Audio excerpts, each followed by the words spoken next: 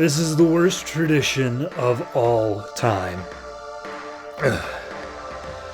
All that and more tonight on the Not So New 52.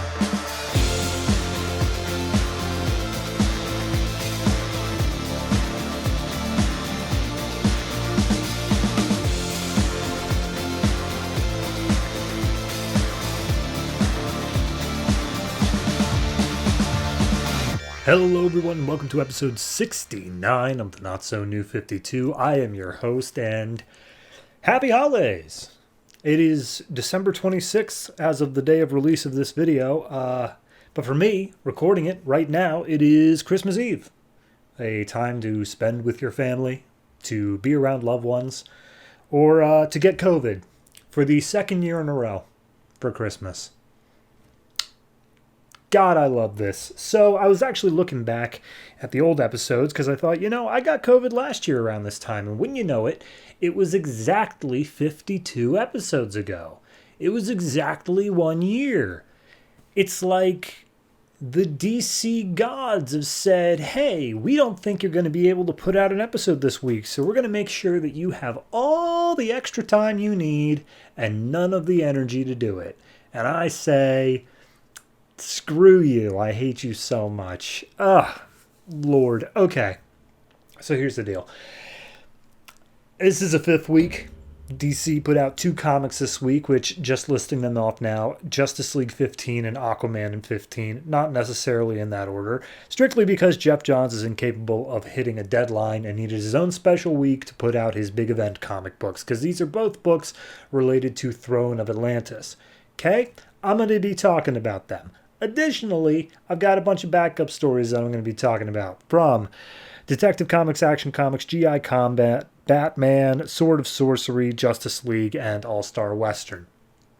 Again, I will go through all of those. However, the last thing that I was super duper planning to do, seeing as this is the last episode of the year technically, is I compiled a list of all the ratings of all of the books that I have done over the course of this entire show, and I put them into charts, and I made a fancy little report that I got here on my desk, and I was going to go through it, and I was just going to recount, hey, here's the books that I think are best, and here's the books that I think are worst, and we'd all have a little laugh, because, haha, funny analytics thing. But I genuinely don't know if I could sit here and talk for half an hour without cutting, or whether I'm even going to have the energy to get to it. So I'm recording all this before I've wrapped up, and I don't know. We'll see. I genuinely don't know whether it's going to be at the end of this show. We will find out. But let's not waste any more time. After all, this is episode 69. It's supposed to be fun. This is a funny episode. Are you having fun yet? Ha ha ha. Let's get into Justice League.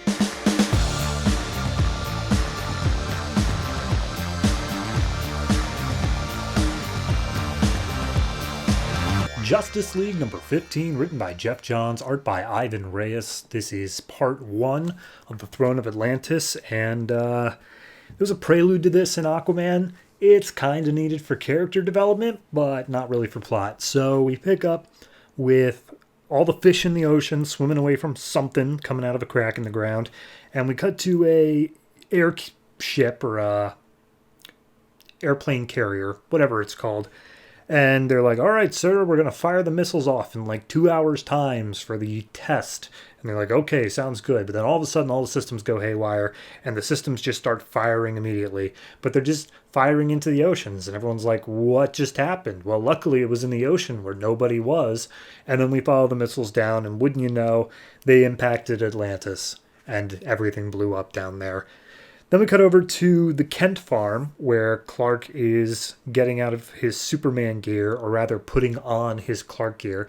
And he's explaining like, yeah, I don't wear a mask when I'm a superhero because I want people to look at me and trust me. So I made Clark Kent the mask instead. And he's talking to Wonder Woman who's like, that sounds stupid. And he's like, give it a shot. And he hands her a pair of glasses.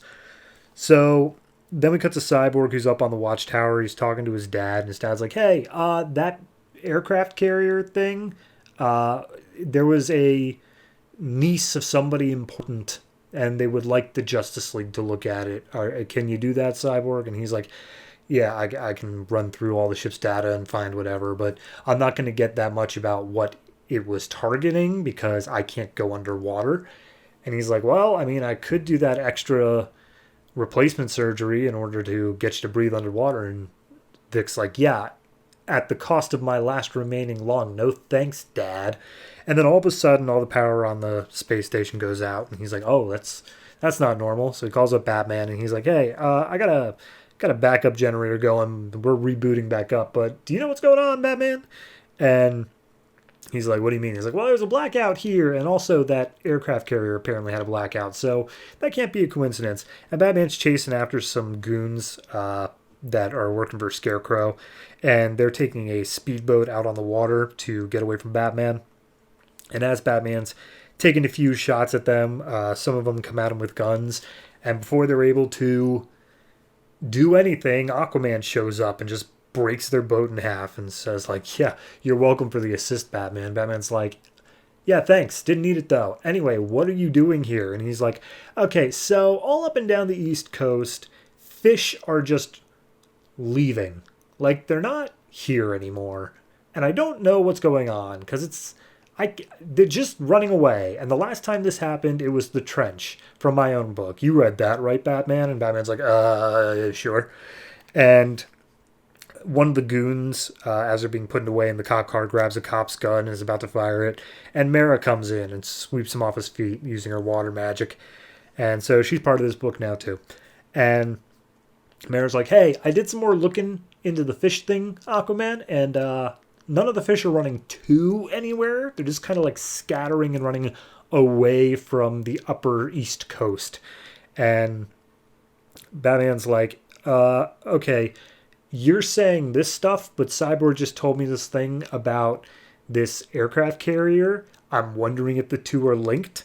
And before they can really say anything about that, we get glimpses of this fishing boat that's like, man, there's no fish. And then this giant wave just starts approaching them. So cut over to Metropolis. Wonder Woman and Superman are just having dinner, but as their secret identities. So Diana's like, oh my God, this is amazing. Nobody's like gawking at me. And it's like, I know. Isn't this great? So they just chill around here. And Diana seems very grateful that Clarke is letting her experience just a normal life. And he's like, yeah, no, the first of many, hopefully, wink, wink. But then the power goes out in the restaurant, and they look out the window, and they see approaching Metropolis is this skyscraper-sized wave carrying the aircraft carrier in its wake, about to crash into the city. Like, day after tomorrow style. So, of course, Superman and Wonder Woman, they jump into action, and they immediately go to stop the aircraft carrier.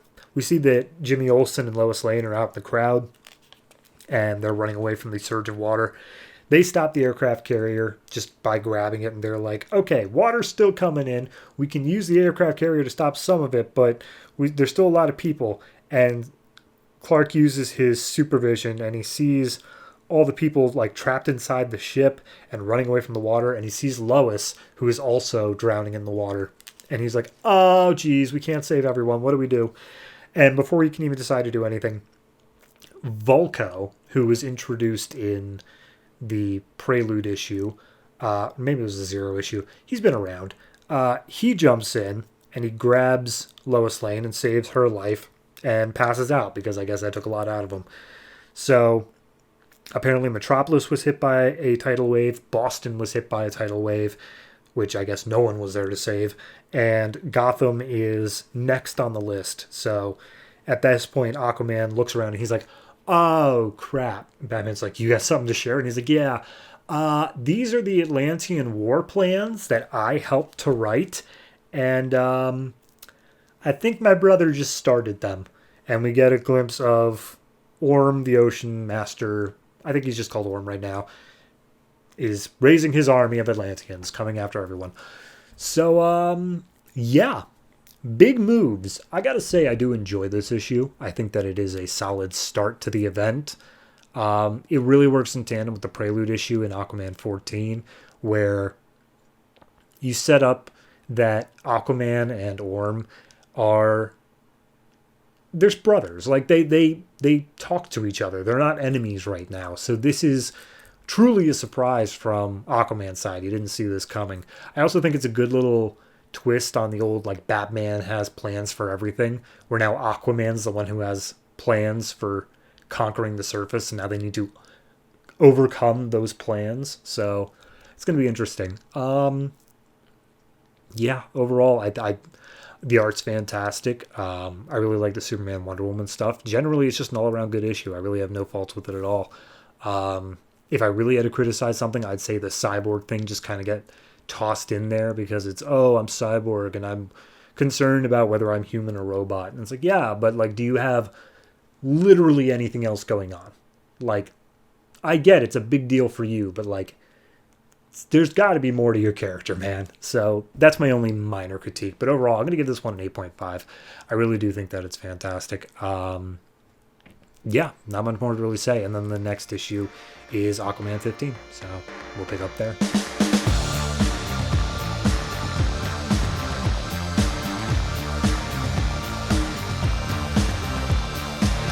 Aquaman 15, written by Geoff Johns, art by Paul Pelletier. Picking up right after Justice League 15. A bunch of cities got flooded. I think 2 of them. And Gotham got hit next. And we open up with Gotham being hit by a tidal wave. And Jim Gordon and Harvey Bullock just kind of floating around in the water. And Aquaman comes by because they were up on the roof with the bat signal. And picks him up and takes him to safety. And Batman's like, hey, Jim, your daughter's safe. I know you're worried about that. Meanwhile, what were you doing up on the roof? And he's like, oh, something about the Scarecrow's goons. And he's like, yeah, I took care of that in Justice League, man. Keep up. We need you to, like, rescue as many people as possible, like, get it, stuff like that. We rescued as many as we could. And Jim's like, okay, but how many didn't get rescued? And there's a lot. There are a lot of deaths in this. And it's just like, all right, well, we're doing what we can. This is an attack by Atlantis. And Jim's like, I'm sorry, Atlantis? Aquaman, you're actually from Atlantis? I thought that was like a gimmick. And it's like, what do you mean a gimmick? And it's like, well, Mad Hatter says he's from Wonderland. He's not actually from Wonderland.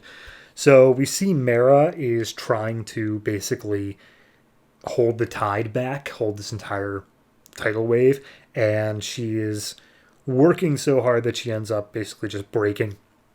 She has blood coming out of her nose, and she just starts falling off a building. Arthur jumps off, grabs her, saves her, and she's like, no, you did a great job. You did what you could. And she's like, I could feel so many bodies inside that water. There are so many dead people. And Mera tells Arthur, like, you need to tell them exactly what these plans are. First, it's the tidal waves, then it's the ground assault, and then she gets cut off by Arthur being like, I know. I just want to keep that part secret between us so that if it comes to that, we'll deal with it, but maybe it won't. And I won't have to confess to those things. And it's just like, all right, well, you should tell them regardless because then they're going to sink whatever city they're going to do in the end. So we cut back over to Metropolis where Superman is x-raying Volko and he's like, I think he's okay, but like he doesn't even have any lungs. So I don't know. But as they are looking over him, he wakes up and he's like, I have to find King Arthur. And Superman tells him, like, calm down. And Volko just throws him across the town square and just like, there's no time. We have to go. And so Wonder Woman holds him at sword point and was just like, don't do that again. And he's like, sorry, my apologies. Atlantis, coming right up. We kind of need to deal with that now, and I need to go find Arthur. So Aquaman's hitching a ride with Batman on the Batjet and basically explains everything of Atlantis. They were attacked. They thought the missiles were on purpose.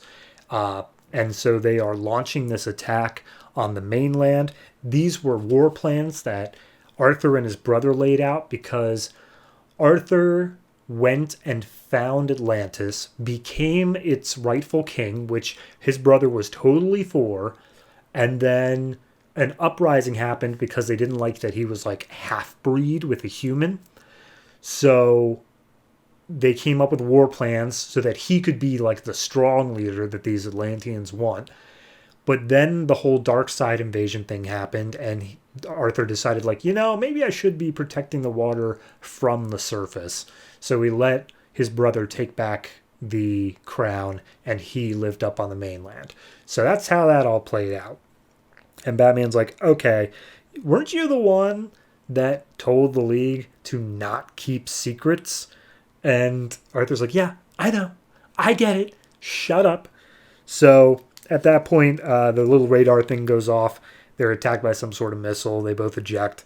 And Arthur's like, yeah, that one was meant for you because even during my planning back in the day, I recognized that you were going to be a threat. And Batman's like, oh, don't flatter me. Who else is a human threat? And it turns out the only other major one is Stephen Shin, the doctor who exposed Aquaman. So back up the Watchtower. Superman, Wonder Woman, Volko, Batman, and Aquaman have all made their way up there. When Volko sees Aquaman, he kneels before him. It's just like, oh, my true king, I've come for you. They've launched the attack on the surface. I know that the missiles were an accident. And it's just like, yeah, but we know all that, Volko. You're not giving us new information here. So at that point, they know that somebody hacked the missiles in order to frame the land for this attack, but they don't know who yet. And we see a glimpse of the trench coming out of the trench and coming up to feed. So we get a sit down. Everyone's basically saying, like, all right, what should Aquaman do? And Superman's like, we need a plan of action to get back down there to Earth. Volko says, you need to go to your brother and just stop this war before it starts. He's just talk him down. And Superman's like, this war already started. He drowned 3 cities. He's a super villain now, and we need to go take him in. And Aquaman's like, all due respect, Superman, shut up, you don't know what you're talking about. This is my brother. It was my kingdom. I will go fix this. I will go talk to him. And they're like, no. But then Batman stands up for him and says, okay, you get one chance. Go bring in your brother. So we go down to the Boston. We see Boston was hit the hardest. So that's where the Atlanteans are planning to attack. And Orm comes up, grabs 2 sailors and says, like, where is your king? Where is King Arthur? And everyone's like, what are you talking about, man? And he's about to, like, suffocate one of them because he mocks their need for air. And Arthur steps up and he's like, hey, bro, it's me. Let him go. And he's like, hey, question for you, bro. You lead these people. Why did they attack us? And he's like, I don't lead these people, bro. And I keep saying bro, but they actually just keep saying brother. But it's funnier to me if they say bro. So at that point, he reveals, like, no, I don't lead the people up here. It's complicated. I'm a hero. It's not done the way that it's done down in Atlantis. And he's like, okay, well, let me tell you what is going to happen. We are going to come up here. We're going to attack a city. If they give in and accept Atlantean rule, then we will, like, whatever. We'll let everybody live. But if they want a war, then at the very least, we're going to sink one of their cities as a little parting gift of, like, and remember the name.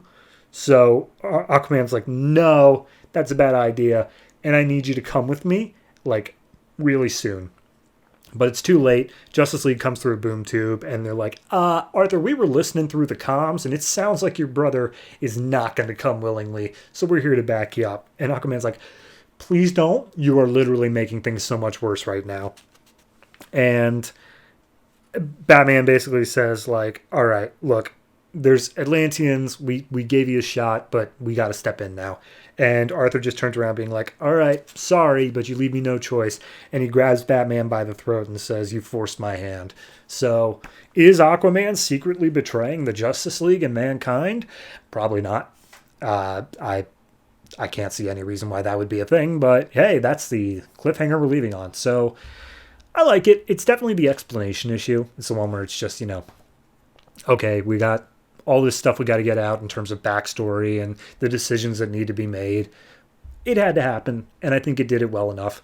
Paul Pelletier's art is really, really, really good at mimicking Ivan Reis. I don't know if it's his natural style, but it really flowed nicely to the point where I read this back-to-back with the previous issue, and I could not even tell the difference in art. So fantastic job there.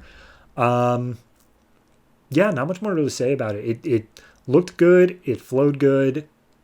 It's just a solid issue. Overall, I'm going to give this one an 8. Yeah, I think the next issue is again in Justice League, and we will pick up there.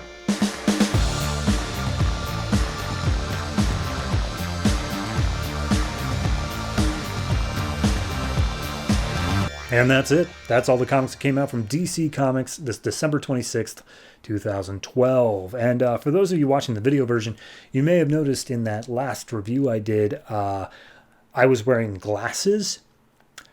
That wasn't me. That was some famous reporter. I'm just the superhero you know and love, not that secret identity. Also, please don't tell people I wear glasses. Anyway, we got backup stories too, and that's the thing we do on Fifth Week, so why don't I tell you those backup stories that are coming out, okay? So, in no particular order, we have All-Star Western continuing on its Tomahawk story. Detective Comics has a 2-part backup of Seeds and Dirt and Love and Bloom, which follow Poison Ivy and Clayface. Sword of Sorcery has the final 2 parts of the Beowulf backup. Really do suggest checking that out if you've been skipping it. We have Action Comics, which has 2 separate backups, Starlight, Starbright, and For My Next Trick. We have Batman with a Joker-centric kinda 2-part backup, but pretty split up as well, of Men of Worship and Red Light, Green Light. We have GI Combat wrapping up its entire run, and therefore its story of the Unknown Soldier. And, of course, we have Justice League with parts 7 and 8 of Shazam, because, I thought that it was a good idea to tie in this holiday season to the blockbuster movie event that was Black Adam. I'm sure that won't come back to bite me. Anyway, backup time.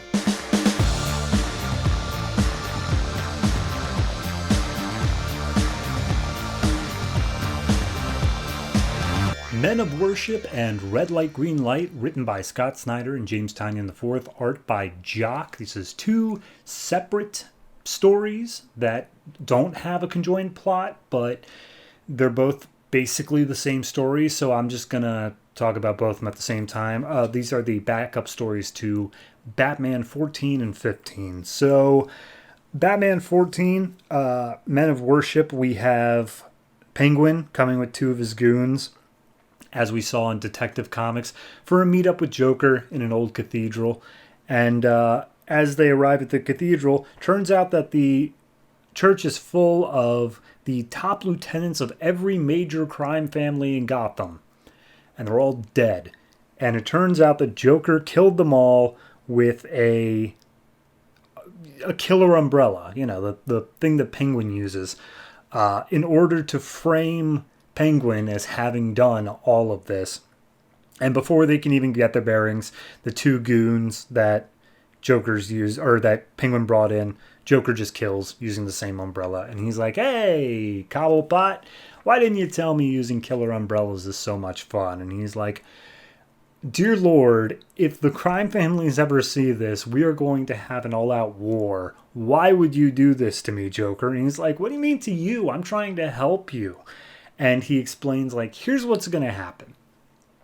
Crime is necessary in Gotham. It's practically Gotham's main, religion. And I want you to become the Pope. You're going to run all the organized crime in Gotham.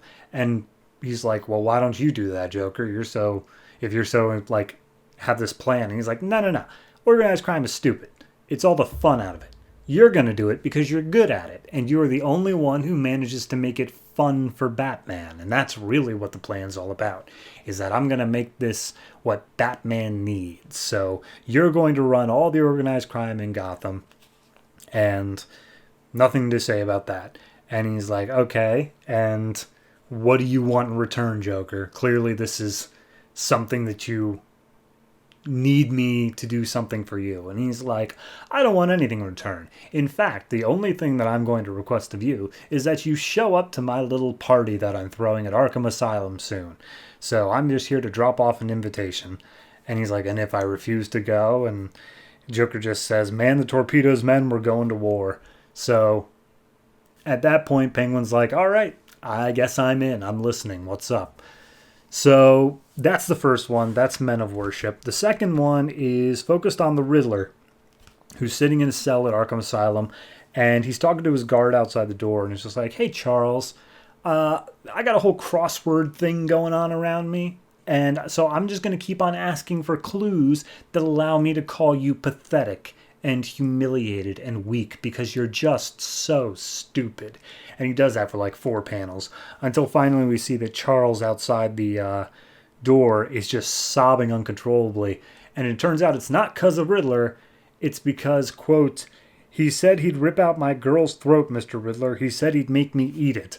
And so Riddler gets up to the window. He's like, what are you talking about? And he looks out the window and he sees a group of guards for Arkham carrying in a white stallion on their backs, like holding this whole horse. And they end up losing their grip. They drop the horse and it breaks one of the guards' legs. And Joker comes in. He's like, you can't drop the horse. It needs to be special. And he shoots it in the head, saying, like, it's ruined now. Go downstairs and get a new one. And the guards are like, well, what about Steve? He broke his legs. And they shoot Steve in the head. He's like, Steve's ruined too. Go get a new one. So he looks over at Riddler in his cell and he's like, hey, buddy, didn't see you there. Why don't you come on out and join the party? And Riddler's like, sure, yeah. Why don't you just go get the key card over there next to the guard? And he's like, Eddie, old pal, old friend of mine, I know that as soon as you got in that cell, you already figured out a bunch of different ways to get out of that cell. There must be like 15 different ways. So how about you go ahead and just use one of those? And Riddler's like, I'm not here to play games, Joker. And he's like, not here to play. That's literally your whole shtick, Riddler. So here's a game for you. And he takes out a Joker toxin pellet, throws it into the cell, and it starts filling up with gas. And he's like, you got about 2 minutes to get out of that cell, as I know that you can. And if not, then hey, consider it that you just failed the test, because this is to make sure that you are as good as I think you are. And he keeps taunting him for like a few more panels, until finally the red light that is showing that it's locked turns to green, and Riddler steps out and he's like, I actually had like 46 ways of getting out of that cell, only 4 of which would have lasted in under 2 minutes, so I just rewired the door using the hole I dug out 6 weeks ago. And Joker's like, see, that's my guy. See, you are always able to think outside the box like this. If it wasn't for your stupid little clues, you would genuinely be a major threat to Batman.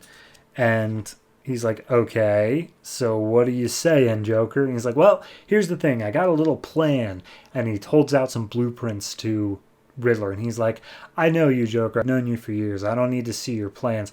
And then he looks down at the plans. He's like, I have no idea what you're talking about. What does this mean? I don't understand. And Joker's like, well, it's not for you to understand. It's between me and the Batman. So all I need you to do is join our little shindig. It's going to be a night to remember. And that's where that leaves off. So since these are separate, I'll rate them separate. But they both get 7.5s. For different reasons, though, in that Men of Worship, I think, has this more... It's all done in like red by the time they get inside the cathedral. It has this more just unnerving atmosphere, this more like creepiness to it. Whereas I got to give the second one the extra points solely on the fact of the page where he shoots the horse and then the guard. That was a comedic bit that just landed so perfectly for me. I cannot even express it. It is so... perfect. I heard Mark Hamill's Joker in my head for those panels. It was absolutely spot on. So yeah, 7.5 for both these. I enjoy seeing what the Joker's doing behind the scenes, because obviously in the core like main book of Batman, it's not something you would really get. But it's nice to see, here's this setting up more of a mystery of what is Joker's big final plan, which I think we'll be getting in the next issue of Batman, or at least very soon. So yeah, definitely enjoyed this one, and looking forward to seeing the next backups.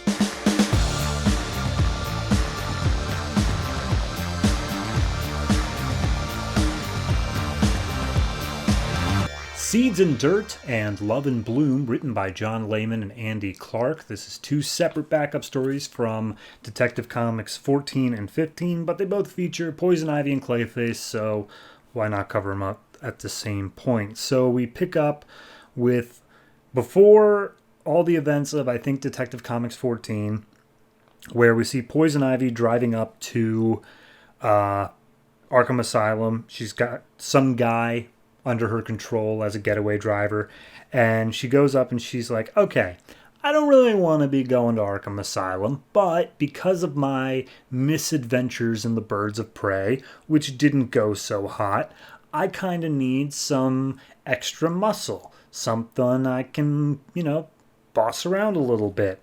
And we see that there is a armed guard, like prisoner transfer going on, and as they're transferring this prisoner, Ivy attacks and takes control of basically the asylum. She goes in, she uses her pheromones on the guy watching the security cameras and says, all right, here's what's going to happen. You're going to delete this specific footage. You're going to release the noxious gas that knocks out all the guards, but not the people in the cells. Like, you're only going to release it in the hallways. And then you're going to forget I was ever here. Okay, cool, got it. So she makes her way down the halls. She passes by a few names, Black Mask being the biggest one there, and she's like, yeah, I never want to end back up in Arkham, so that's the whole reason I'm doing this again. So she goes into a specific cell that's under like super heavy lockdown. She grabs a guard and uses his hand on a thumbprint thing, and when she goes inside, it's Clayface, and Clayface is like, Poison Ivy. And she's like, yep, that's me, baby. Come on, we're getting out of here. We're going to go get hitched. So that's Seeds and Dirt. And then Love and Bloom is right after the events of Detective Comics 15. Clayface has had all of Poison Ivy's seeds burned out of him, and he made his way down in the sewers. We see him out of his body pull a note that says, my dearest Basil. And we then see, again, back even further than the first backup story, where Clayface is getting a whole bunch of love letters from a mysterious person that just includes like blurry pictures of her face and whatnot, but they're all saying how amazing she is, or how amazing he is. And the guards are talking like, maybe she's ugly. That's the only way I can think that it would make sense, that anyone would love a giant ball of mud. But every other day, a new letter comes in professing these feelings of love, and they all come with a dead flower. So, obviously, Basil, Clayface, reads over all of these messages. He keeps them close, and as such, the seeds slowly start to take root in Clayface's body. So that by the time that the other backup story catches up, Poison Ivy busts into the cell, we see he's already fully under her control before he even saw her. He was 100% able to be controlled. So, cut back to the sewer. He takes the note, he crumbles it up, and he climbs out of the sewer and says like, all right, everyone out of my way. I'm not here for a fight. And he goes to the meetup location at a hotel that I guess Poison Ivy and Clayface were supposed to meet up at.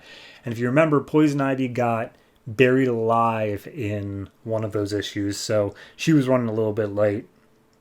But when she arrives, she says like, hey Basil, sweetie, sorry I'm running late, but things didn't work out. We gotta go. Pack your stuff. We're heading out. And Clayface is like, don't call me sweetie. Don't do that. And she's like, sweetie, why not? You have to listen to me. We don't have time for this. And he's like, oh no, I'm not your sweetie. I'm Clayface. And we see him like lunge after her as the thing closes. So I don't think it went too well for Ivy. I think it's probably a really bad plan, all things considered. So overall, I'd say both these are fine. They just add a little bit more character depth and explanation to things that didn't inherently need it, but I do appreciate they had it. And I think that the first backup story is probably a little bit less necessary than the second one, because the second one, you get all of it. You even get Poison Ivy coming into the asylum to break him out. So the second one on its own is probably completely what you need if you wanted any of this explained at all. But like I said, none of it's particularly necessary. So I'm going to go ahead and say there's sevens. I mean, the art's fine. The writing's good. There's no real problem with it. It does just feel like you pay an extra dollar for this comic, and it doesn't really provide you with anything that good. You know, it's just, hey, here's how the book that you just read ended up being via the ways that the book you just read already explained it. So, meh.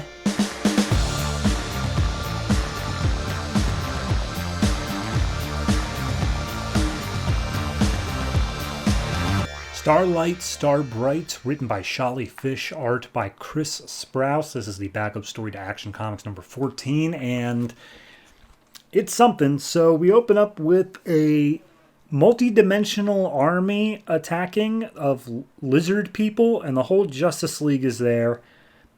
They're all dinosaurs and brains in jars. It literally doesn't matter, because they're smashing their way through, and then Batman's like, hey, Superman, don't you have somewhere else to be? And he's like, yeah, but it's a giant army attacking the Earth. And Cyborg's like, yeah, we do this like every other week. Go do your thing, man. And so Superman goes off, and he arrives at a New York City American Museum of National History's Hayden Planetarium, which I don't know if that's a real place, but I assume it is, for reasons I'll get into. So we see there's a new intern there. His name is Steve. And they're like, hey, Steve, we've got all of the telescopes in the world online. We all point at the same thing right now. Come on, let's go. And Steve's like, but why? There's nothing there. What could be so important? And as he leaves, he sees Superman there. He's like, oh, that's Superman. He's like, yeah, Steve, we told you he was coming last week. He's like, yeah, I thought you were just hazing me, saying like, oh yeah, go find like a left-handed wrench or something. And one of the other workers comes in and shows Superman like, hey, we have a bunch of photos of you from when you went to Mars in the issue that you just read. And they're like, yeah, that was me. And then interrupting the conversation is Neil deGrasse Tyson. Not the DC Universe stand-in for Neil deGrasse Tyson. Just Neil deGrasse Tyson. And he says, hey, Superman, call me Neil. And Superman's like, okay, Neil.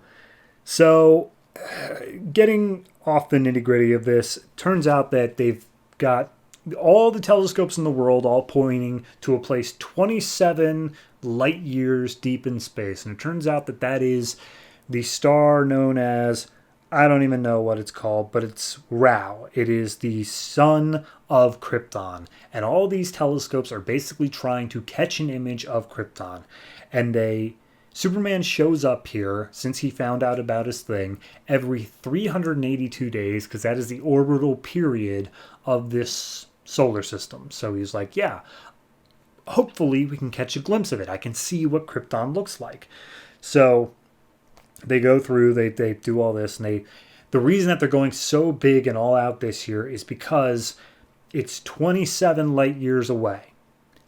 And Superman is like about that old. And apparently he got here faster because of a wormhole or something like that. Point being is that because of how it evened out, this is probably the year that Krypton, like the light of Krypton exploding, will get here. But the intern points out like, oh, only a supercomputer could handle all that data. And then Superman you see all the numbers in front of his face, like the memes of just flying around. And he's like, well, here's the image. And so he puts the equations, and we get a crystal clear image of Krypton exploding. And Neil deGrasse Tyson, he speaks up to the intern, and he's like, remember, and he explains all the stuff I just told you of, this is the last images of Krypton. Like, yes, it happened 27 years ago, and the light is just now hitting us, but for Superman, Krypton has just died tonight. And we see a sad-looking Superman in front of the exploding Krypton image. So, Neil deGrasse Tyson. I mean, it's fine. It's a nice little story. It's, okay, here's what the world can do for Superman. And they do this super nice thing of showing him his exploding planet. I don't really have any major issues with it, but it's also just kind of a weird thing to me. Like, it's not particularly great in any standout way, and the fact that it is just like, it's one thing if you have a major political figure, and I can even understand a couple of like the biggest celebrities, but Neil deGrasse Tyson, I don't know, that just maybe it was bigger back in 2011, 2012 when this was written, but this seems kind of like the strangest pull-in for a guest character, but whatever, maybe that's just me. Overall, I'll say 6.5. Art is good. I don't dislike the art. It feels a bit like Cully Hammer's art, which is hit or miss, but it's a little bit, I don't know, it's strong. It's decent art. So, yeah, 6.5.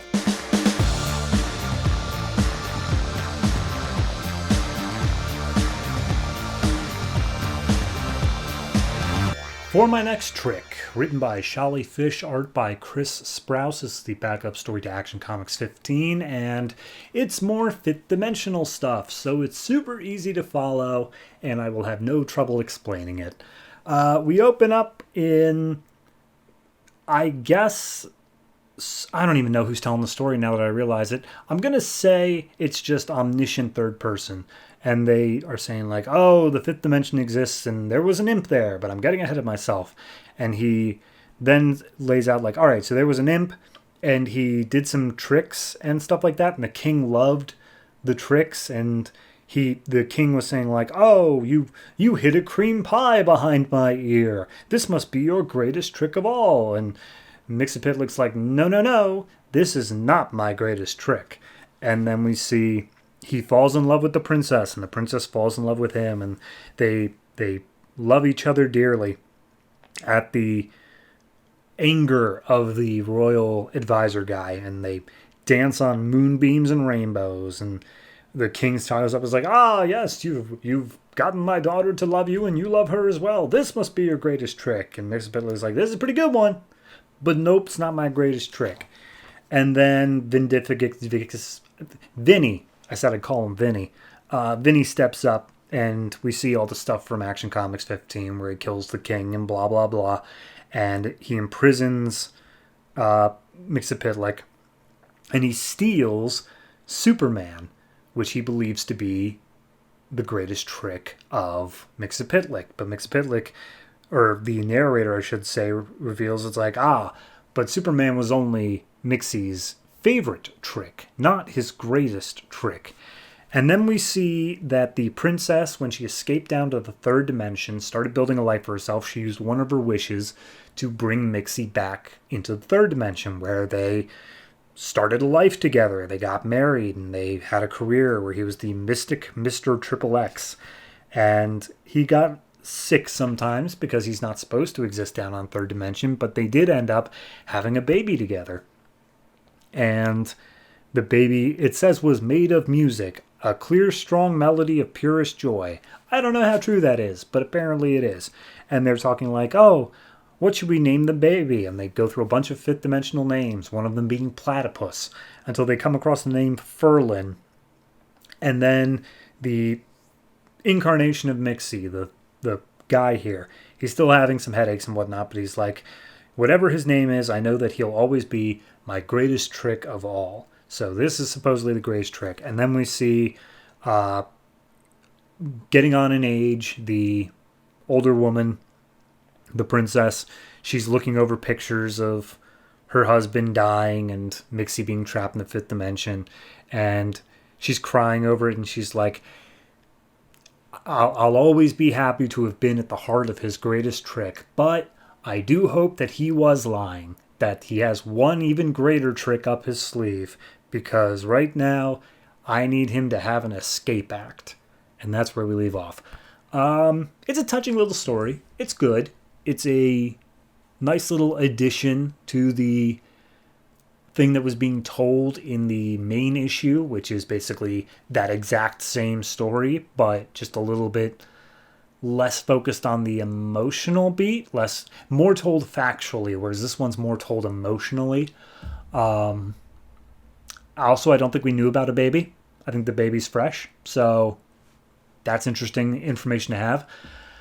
Overall, though, it's a fine issue. I give it a 7 in that I don't think it really adds too terribly much. It is definitely just clarifying and giving more of an emotional insight to these characters rather than anything you need to follow the plot of the story, unless the baby's going to be important. I genuinely don't know about that. So, yeah, 7 for this, and we'll see how the rest of that arc continues.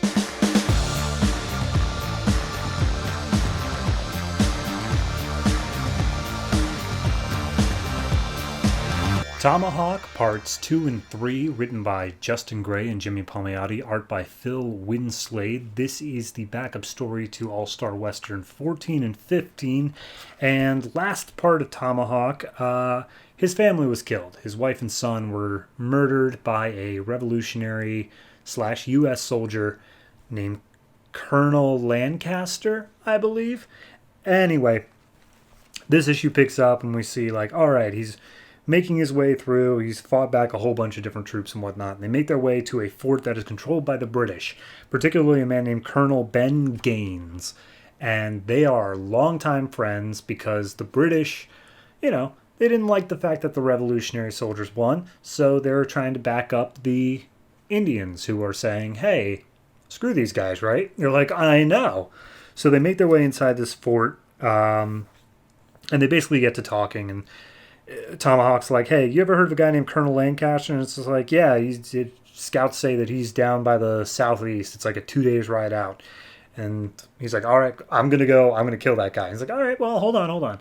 Look, we're expecting Tecumseh and his tribe to arrive within the next day. Stay here, rest your horses, and then if you want to, you can head out tomorrow.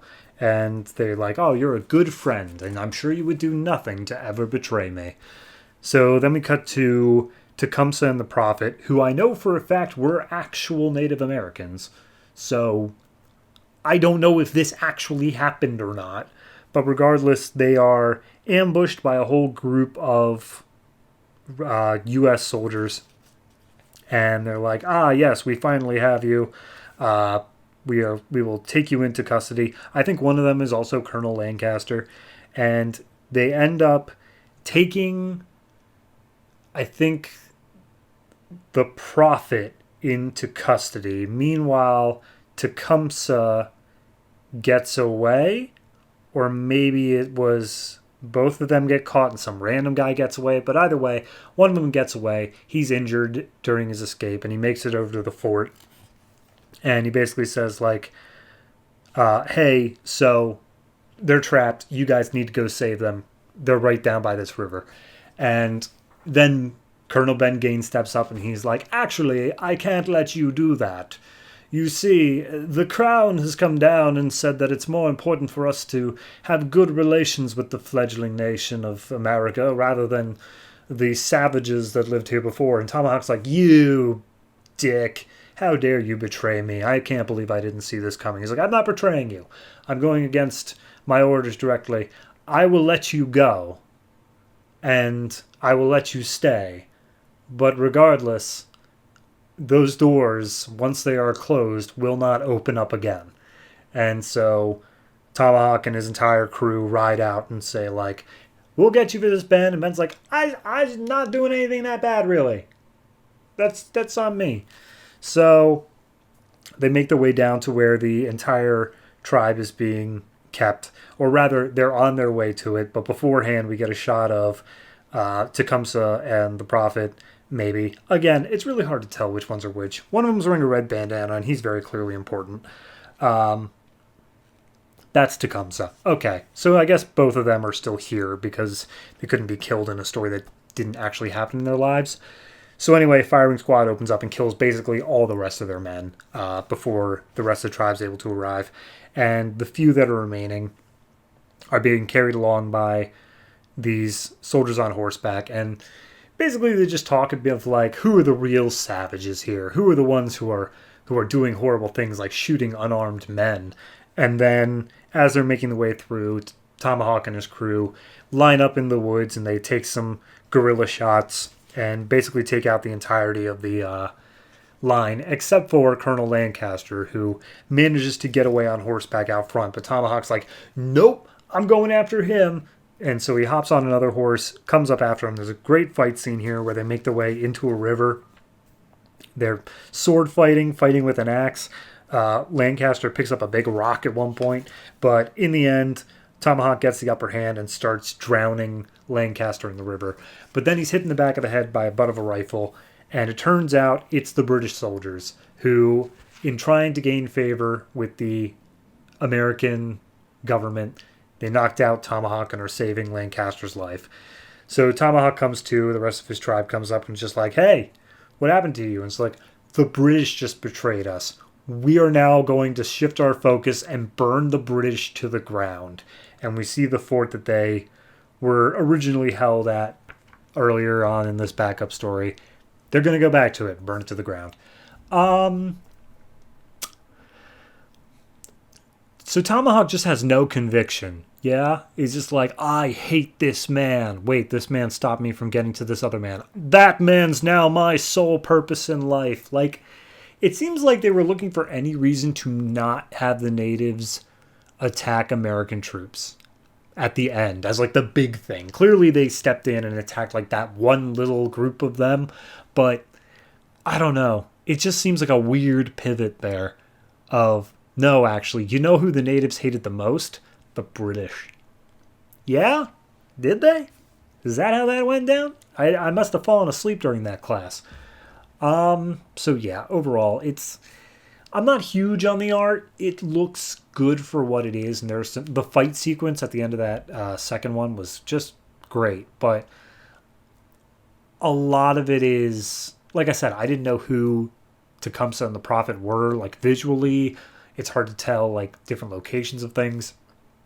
So I got to give this one, like, 6.5. Again, good, but the finale is going to be next issue, and I think that's a good enough stopping point as any.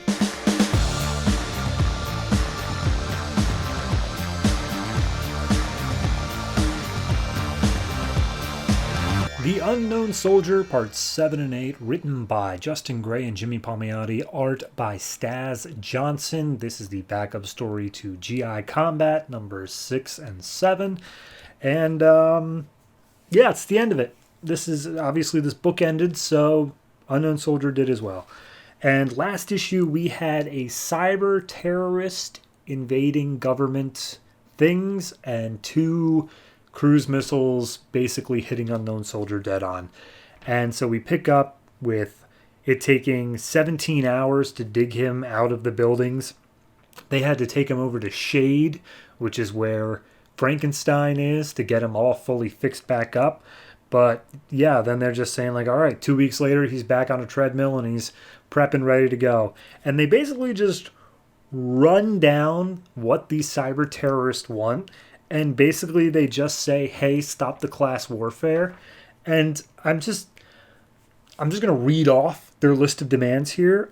Quote, sweeping policy changes in government and the corporate sector, amended legislation regarding the Federal Reserve, public funding of political candidates, abolishing lobby groups, decreasing our military presence in foreign nations, ...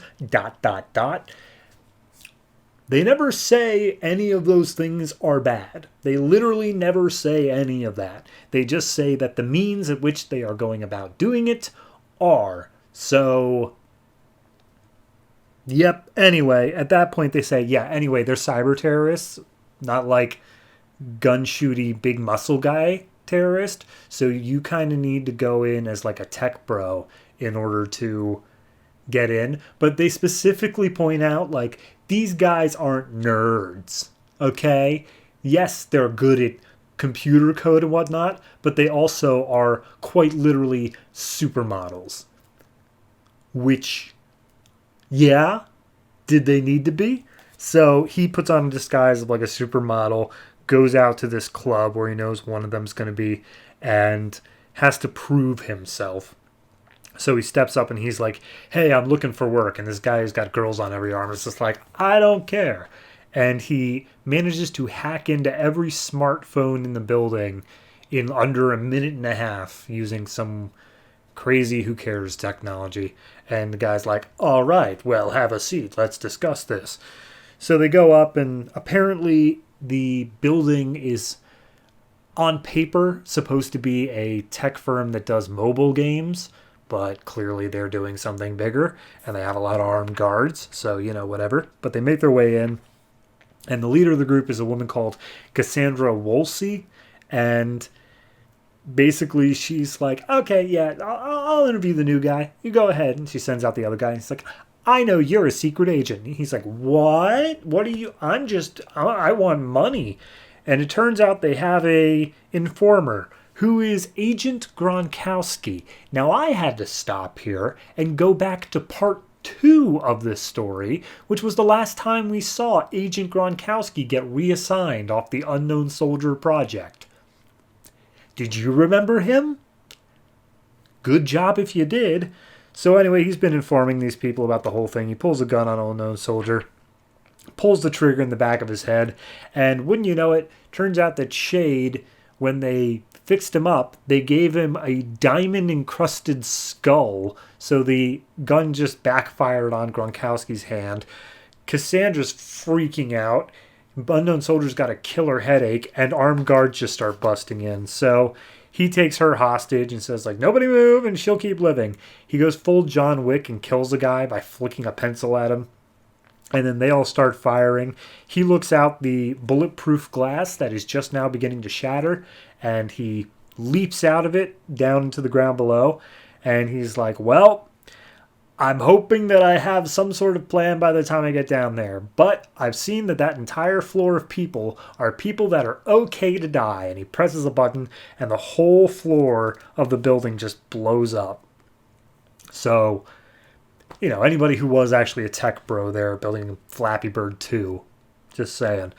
So anyway, they keep on falling. They end up crashing through a window down into a pool. Unknown Soldier, of course, survives. The woman does not. Cassandra Wolsey is dead. And so he goes over to a random woman, takes her smartphone. And that's it. That's the end of the story. He just says, like, oh, you're not going to be happy about this. And then we just get an epilogue where he goes disguised as an old man to his previous home before he was the Unknown Soldier, his family's home. And he says, I sold it to that family. And then that family, when they died, the man, because he was still alive, sold it to this family, the one he's about to go visit. And it's a father and a daughter, and they're just talking, playing out in the leaves. And just like, oh, yes, what can you tell me about the family that lived here between you and me? Like my family. I mean, not my family, but And they show off that there was this little ceramic, like, gnome thing that the father believed that the daughter of the previous family made. And so they left it because they heard how horrible and horrific of a death they had. And it just felt right to leave the gnome there. And he's so touched by that as they invite him into dinner. He's like, oh, yes, of course. As long as you love this house, I'm happy that you're in it. And that's the end of the story proper. Okay, so that last 3 pages felt like it came out of nowhere. Like, absolutely. Sure, we've had the glimpses of like, oh no, are you really the Unknown Soldier, or are you really the father? Which one are you? And then all of a sudden at the very end, we're like, okay, you're the father. Or at least, in any way that matters. Like, we didn't lead to this in any meaningful way. And then the fact that I know there's been like 8 different terrorist plots over the course of these 8 parts, and each one has ended as suddenly as they've started. But this one felt especially sudden, where it's like he blew up the floor they were working on and killed their CEO. But we don't need to see the fallout. We don't need to know what happened. We don't need to know if they have anything else. They literally still have ransomware on government computers. But hey, whatever, right? So, I never got too into this book. It was never something that quite was working for me. So, I can't say that this ending really did anything to change my mind. I gotta give this one like a 6. And I'm honestly only giving it as much as that, in that, at least for the most part, the last like 3-4 parts all kind of were just one big thing being told. Although they did specifically say that the airplane that exploded, I think in the last part, had nothing to do with it. That was just a completely separate thing, and it wasn't part of the anything. Like that drove me crazy reading that part. I almost forgot about that. It was just like, yeah, no, that entire airline explosion we had, turns out it was a rando. Anyway, so yeah, I'll give this one a 6. It was a little unstructured, and I think it came down to the fact of I don't think they knew when this was going to end. I think they had to keep on preparing for every issue to be its last. And this one, they were finally given some warning and were like, make this one the last. And they're like, okay. And so they had these 3 pages on standby. They just threw them on the end and said, all right, there we go. Not great. Not the worst, but not worth the read.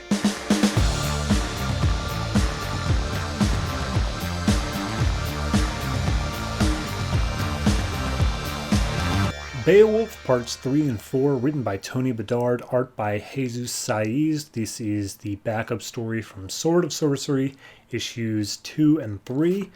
Last time we had Beowulf arriving to stop the Grendel, told everyone, seal up all the windows. We have our little main character boy named Wiglaf. He found one of the windows open, and wouldn't you know it, the Grendel got in. So Grendel's chasing after Wiglaf. He's freaking out. He looks downstairs. He sees that the captain of the housecarls, named Unferth, is looking up at him and almost like smirking. And he's like, oh, he's the one who ordered me to go check the windows. I bet he's a dick. So at that point, the Grendel grabs Wiglaf, and we see Beowulf finally come in, chop off the Grendel's arms. And we just have an extended fight scene here. Grendel has a poison barbed tail, which ends up stabbing into Beowulf, slows him down a little bit. He slashes at the Grendel, opens up his chest, which ends up sprouting 2 extra vestigial arms that grab onto Beowulf and knock the sword out of his hands. And we see Beowulf jump away from the fight, tell everyone to stand back because this is his fight, his alone. And we see through his vision, he sees that this is a chimera that has a whole bunch of different DNA types. So he's cross-referencing Animal Man, King Shark, the Rot, and Beast Boy as possible fighting techniques. And then Grendel's hands grow back. And Unferth, again, we focus on him, and he's looking pleased that Beowulf is getting his ass handed to him. And Wiglaf's narration is like, this guy sucks. This guy is literally the worst. He'd be okay with Beowulf dying if it meant that he wouldn't look like an ass. All right, whatever. So Wiglaf throws back Beowulf's sword. But at that point, the Grendel's like, nope, I'm out. And he just bolts out the front of the building. Of course, Unferth steps up and he's like, oh, my king. I'm so happy that you're unharmed. It's horrible that he managed to make it in despite Beowulf's great defenses. And at that point, Beowulf's like, okay, I'm going to need to go follow that thing. I need a guide. And the king's like, yes, bring Unferth. He's our greatest guide. And he's like, nah, screw that guy. I want to bring Wiglaf. So the kid's going along with Beowulf again. And he's like, why'd you bring me? And it's like, would you rather I bring that dick? He literally sent you up there to die. And Wiglaf's like, I knew it. So they make their way following the trail. And they end up at this place that is like a full scientific research facility that's covered in hollow camo that I guess they just never made it that close to before that they could notice the hollow camo. And as they make their way in, they see the Grendel is just asleep inside a giant vat. And he's like, oh, cool, we can kill it right now. He's about to swing at it when this bald woman steps out and says, stop, Beowulf. Do not murder your own brother. And Wiglaf's like, oh, it's a sorceress. And Beowulf's like, all right, well, who the hell are you? He's like, I'm the Grendel's mother. So at that point, we literally get the full explanation here.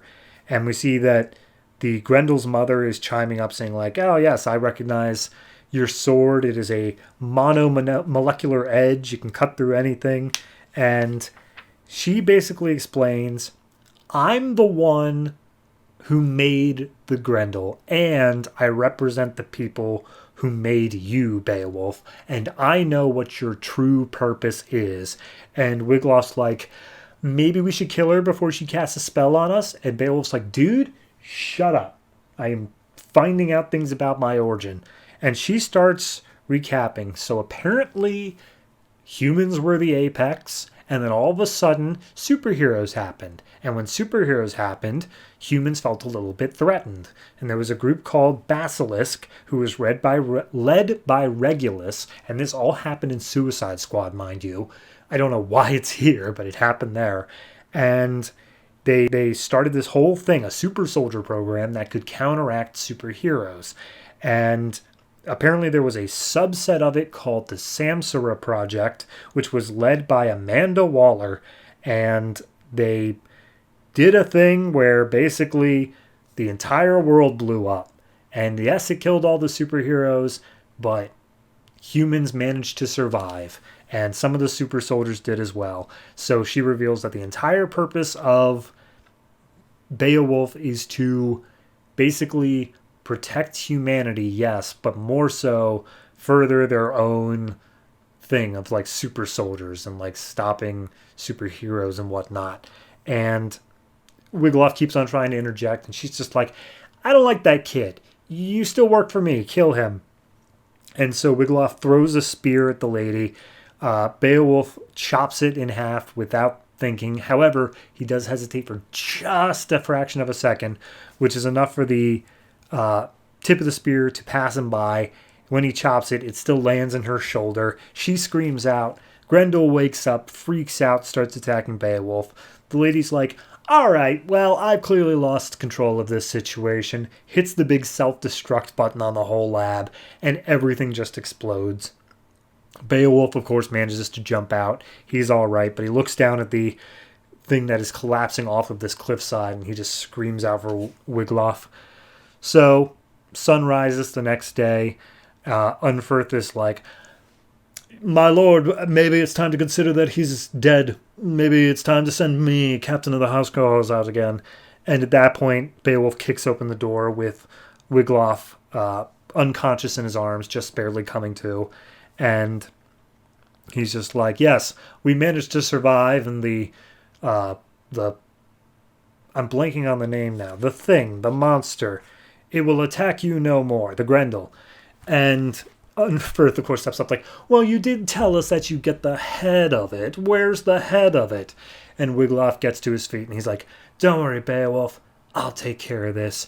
And he walks up to Unferth, and Unferth's like, what are you going to do, you little waste of space? And Wiglaf kicks him in the nuts. And everybody claps. I'm not even kidding. And so everyone's like, all right, well, Beowulf and Wiglaf, congratulations. We are grateful for what you've done. You are heroes of the Danelaw. And that's where we see Wiglaf truly feels that he is a man. And that's that. It does say to be continued in 2013. 2023 for me. So, see where that ends up. I like it. I think this is one of the most creative settings for a story that have been done pretty much anywhere in here, because you have a far distant future, you have the entire world being destroyed, and it's like when, the world's been destroyed, but then somehow some group comes back. Usually it's like pirates or something like that. But this time it ended up being Danish people, which, yeah, sure, why not? I just think it was creative. I think it was a nice creative story. It had a good little twist there at the end. It did a good job of giving these little hints to larger mysteries without just doing a whole big, like, hey, here's something that you're never going to be able to figure out. Like, once the whole backstory was given to us, I felt that it gave enough revelations of the other smaller mysteries we got that I felt satisfied with them. It wasn't something like there are Wayne Tech robots going around. Why are those still active? And it's like, okay, I could see how that would happen in this war between superheroes and super soldiers. That it would make sense. So yeah, I I like it. I like it overall. So if I'm rating Beowulf in general, I mean, I give it like probably give it like an 8. I think that this is a very good concept. I would love to see it expanded upon in a larger book, but hey, we're stuck with backups, so definitely enjoyed it for what it was.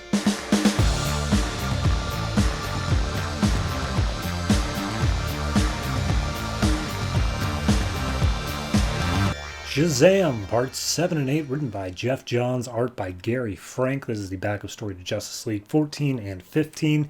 And yeah, it's last issue. We, of course, had Billy reveal he got his powers to Freddy, and they saved a woman from getting mugged. Got $20 off of her, and it's just like, oh, sweet, let's get rich with these powers. But first, we got to pick up in New York City, where Dr. Sivana is talking to Black Adam on top of, as far as I could tell, like the Empire State Building. And he's just like, hey, this is a city, Black Adam. Black Adam's like, I know what a city is, you pretentious prick. And it's like, where's all the magic? And he's like, there's no more magic. Your wizard took it away. And he's like, what? What do these people even do all day without magic existing? And so he comes down and he lands in the middle of traffic. A car crashes into him. He doesn't even notice. And then he looks over at a group of protesters, a bunch of people who lost their pensions because of some greedy Wall Street exec. And they're all protesting. And Black Adam's like, I don't think things have changed as much as you think they have. Pharaohs still live off their slaves. Where's this man that they're protesting? And Savannah's like, he's probably like up there somewhere. And Black Adam just goes thump right up to his floor and grabs him, pulls him out the window and says like, goodbye, Pharaoh. Drops him on the ground where he splats. And everyone's just like, dear Lord, he's dead. Oh my God. And Black Adam comes down just like, slaves, you are free. And everyone scatters, and Black Adam's like, okay, I think I kind of need to learn their language so they can understand what I'm saying. So he reads Savannah's mind, gets their language, realizes they're all afraid, and he's just like, why do they fear the one who freed them? And Savannah's like, we gotta go. I can't do what I need to do while I'm in jail. So Black Adam punches the ground, gets down into an underground tunnel system, and apparently this is the only place where the Rock of Eternity can be accessed, is underground. So he takes out a little triangle from his belt. It turns into a doorway. Savannah's able to see the magic of it. And he's like, yes, the Rock of Eternity, I can get in. But his body starts hurting, and he's like, why am I suddenly in pain? And Black Adam's like, you aren't properly shielded to magic, so the fact that you're able to wield it now is probably like killing you really quickly. So I'm going to find something to stop you from withering, and it will be painful. And as he tries to walk into the Rock of Eternity, he can't get in. Turns out that only the champion can get in to the Rock of Eternity, and a new one of his, of course, already been chosen. So we cut over to Billy, who Freddy is looking through a thrift store trying to find a big enough jacket that it can cover him up and he can just blend in. Find a big trench coat for $10, and they're like, all right, well, we still got $10 left. What do we get with it? And they both immediately agree on food. So cut to Brooklyn. A guy has ordered 4 extra large pizzas, and the delivery guy's banging on the door telling him to open it. Guy says, just come on in. Don't worry about it. And before he can, Black Adam busts in through the wall and just says, like, I can sense him here, the guy we're going to need. And he walks in the door, and there's just this super obese guy just chilling on his couch watching TV. And he's just like, well, what'd you do? Why'd you ruin my door? And he's just like, the wizard took away your powers, and I bet he took away your memory too. Anyway, I'm here to bring it back. And he electrifies the guy's brain, and all of a sudden, the guy becomes the eternal sin of sloth. He is the deadly sin personified. And he's like, here's the deal. When I was champion, me and you were enemies. But now I'm not champion, and I want to get rid of the new champion. So we're going to work together to get rid of the new champion. And once it's all done, we're going to tear down this world so I can rebuild it in my image. Sound good? And Sloth's like, yeah, sure. Let's do it. So Billy and Freddy get some burgers. They pretty much have used up all the money they have. They only have 75 cents left. And it's like, all right, well, if we want to get a case of beer, because I'm an adult now, got to get some more money. How are we going to do that? And Freddy suggests going to the ATM. And they're going to cast like a spell on it to make it spit out money. And so he says his word, Shazam. causes an electric bolt, and it starts spitting out money. But they literally cannot make it stop. So at that point, serendipitously, a group of bank robbers turn the corner from inside the bank. They see him standing there, and he just picks them up and throws them into the ATM to stop them. And as the other two fire upon him, he's just like, man, you guys ruined my jacket. And he throws them away too. So at that point, a couple onlookers are like, oh my God, he stopped those bank robbers. What's your name? And he's like, Shazam, we got to go, bye. And he super speeds out of there. And turns out they dropped most of the cash. They only got like $40 or something like that. But that is enough money to go get some beer. So they make their way to a convenience store. And as they're in the convenience store, it also gets robbed. So he just bonks the guy on the head. And the guy's like, oh, what can we do to thank you? And they're just like, I bet beer is actually pretty not tasty. So let's just get all the junk food we can carry. So they do that. They walk out. And as they're walking out, they see a guy who's literally carjacking or hot-wiring a car. And so he takes the guy out, throws him against the stop sign. And he's like, what are the odds that I came across 4 crimes that soon after each other? And he hears a voice nearby saying like, that's actually pretty common amongst champions. And Freddy can't hear the voice, but Shazam looks over and he sees a mirror in a shop window, and it has a face on it of a woman. And it's just like, hi, yeah, we met at the Rock of Eternity. I briefly talked to you. You need to prepare yourself because Black Adam's on his way. And then it shatters all of a sudden with electricity. He's like, oh, gee, I didn't do that. I don't know what happened. And all of a sudden, Freddy looks over and Shazam started flying. Like, he's like, oh my God, I can fly. So Freddy grabs a hold and they fly over the city and just having a great time. And Freddy's like, oh, hey, sun's going down. We've literally been gone from home for like 24 hours now. We should probably get back. And Billy's like, no, I'm a superhero now. I'm never going to change back into a kid ever again. And Freddy's like, well, what about me? I can't be a superhero 24/7. He's just like, yeah, maybe you should go home. After all, I am an adult. It's kind of weird I'm hanging out with a kid like you. And Freddy's like, oh, all right. You're a super dick. Got it. Bye. And so he walks away, and Billy immediately feels bad. He tries chasing down Freddy, but before he can find him, he is immediately accosted by Black Adam, who tackles him to the ground and says like, oh, at last, I finally found you. And that's where we leave off. I mean, it's still top tier. It's still great storytelling. It obviously at this point differs from the movie significantly more in that this is featuring Black Adam, whereas the movie, I think, just featured Savannah on his own.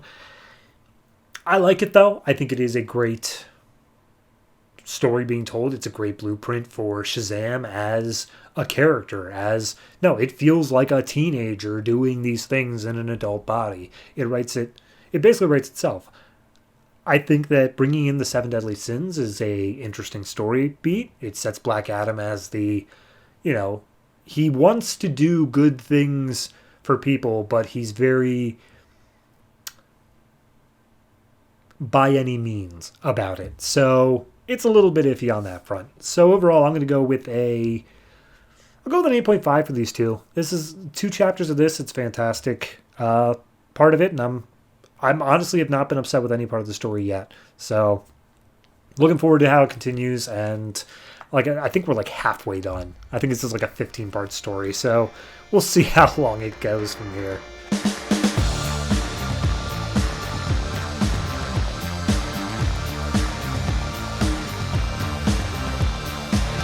All right. It is finally that time. We are going to do the end of year recap, going over all of the ratings for all of the books I have ever read on this show. Now, those of you watching the video version may be thinking, hey, what's the deal? I can't see anything. Did my video freeze? And the answer is no. I'm doing this as audio only, and that is so that I can have my trusty water bottle next to me and drink it at times that I feel are appropriate and edit it out without it looking totally weird.